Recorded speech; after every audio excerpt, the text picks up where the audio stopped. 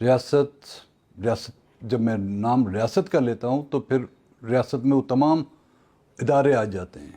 اس میں آپ کی پارلیمنٹ بھی آ جاتی ہے, اس میں آپ کی پولیٹیکل پارٹیاں بھی آ جاتی ہیں, اس کی سیاسی قیادت بھی آ جاتی ہے, اور اس میں آپ کی عدلیہ بھی شامل ہے, اور اس میں آپ کا میڈیا بھی شامل ہے. ان تمام کی نظر اندازی اور اس پر بلوچستان میں ہونے والے مظالم نے مجبور کیا, اور معاملات میں مداخلت, پولیٹیکل جو ہے وہ انٹرفیرنس, پولیٹیکل مینپولیشن جو ہو رہی ہے بلوچستان میں, پاکستان میں تو اب شروع ہوئی ہے جی. یہ 2 الیکشن میں ہم نے سنا تھا, لیکن بلوچستان میں تو روز اول سے ہوتی آ رہی ہے.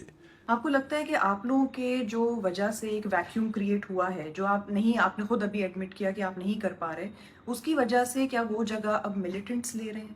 ملیٹنس کا میرے خیال میں جو بلوچستان کے جو حالات ہیں اس میں جو ملیٹنسی آئی ہوئی ہے یا اس میں جذباتیت آئی ہوئی ہے, میرے خیال میں ہم قوم پرستوں نے لوگوں کو اکٹھا کرنے میں وہ کام ہم نے نہیں کر سکے جو ریاست نے خود کیا. ریاست نے اپنی زیادتیوں, اپنی ناانصافیوں کے طریقے سے لوگوں کو مشتعل کیا. لوگ پہاڑوں پہ گئے کب سے تھے؟ پہلے پہ تو لوگ پہاڑوں پہ نہیں تھے.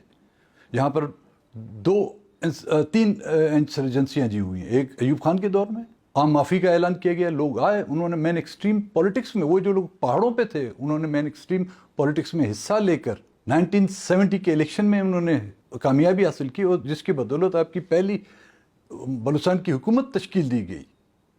باقی جو جمہوری پولیٹیکل گورنمنٹیں آئی ہیں انہوں نے مرہم رکھنے کی بجائے انہوں نے ہمیشہ بلوچستان کی وہ زخم ان کو کھرچنے کی کوشش کی, اور ہم ان کو سمجھاتے گئے کہ نہ کریں, کہ بلوچستان کا نوجوان اب ہمارے ہاتھوں سے نکل رہا ہے. اور آج نوبت یہ آئی ہے کہ اب بلوچستان کا نوجوان, وہ نوجوان جو پہاڑوں پہ جاتا ہے, وہ اپنی ماں باپ کی رضا مندی سے نہیں جاتا, وہ اپنے خاندان کو ناراض کر کر جب پہاڑوں پہ جاتا ہے تو اب وہ میری بات کہاں سنے گا, یا کسی اور پولیٹیکل شخص کی بات کس طرح سنے گا. وہ تو ہاتھ جان ہتھیلی پہ رکھ کے وہاں پہ گیا ہے. تو اب بات ہمارے ہاتھوں سے بھی نکل چکی ہے. آپ کے مطابق کیا 3 بڑے مسائل ہیں بلوچستان کے, اور ان کا کیا کوئی حل ہے؟ بلوچستان کو اس ملک کا ایک صوبہ تسلیم کیا جائے. اس وقت تو 75 سالوں سے بلوچستان کو ایک کالونی کے طور پر چلا رہا ہے. پاکستان کی ریاست بھی بلوچستان کے لوگوں سے اس کو انٹرسٹ نہیں ہے.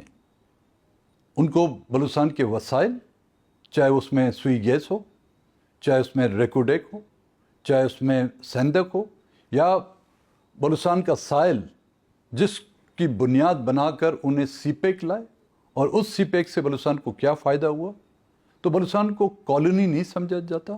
اور جس کی بدولت جب بلوچستان کے لوگوں نے آواز اٹھائی, ان کی آواز کو دبانے کے لیے انہوں نے ملٹری آپریشن کیے.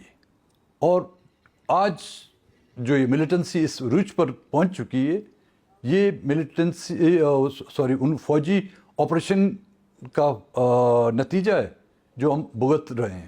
اور اب اگر حکومت کو بات کرنی بھی ہوگی, اس کے لیے نہ مارنگ کے پاس کوئی بات ہے. مارنگ بھی تو پاکستان کے فریم ورک میں بیٹھ کے بات کرنا چاہتی ہے نا. ہم بھی پاکستان کے فریم ورک میں بیٹھ کے بات کرنا چاہتے تھے, ہمیں تو مایوسی ہوئی. اب ان کو جا کے ان سے بات کرنی ہوگی جو پہاڑوں پر, جو بلوچستان کی آزادی کی بات کرتے ہیں.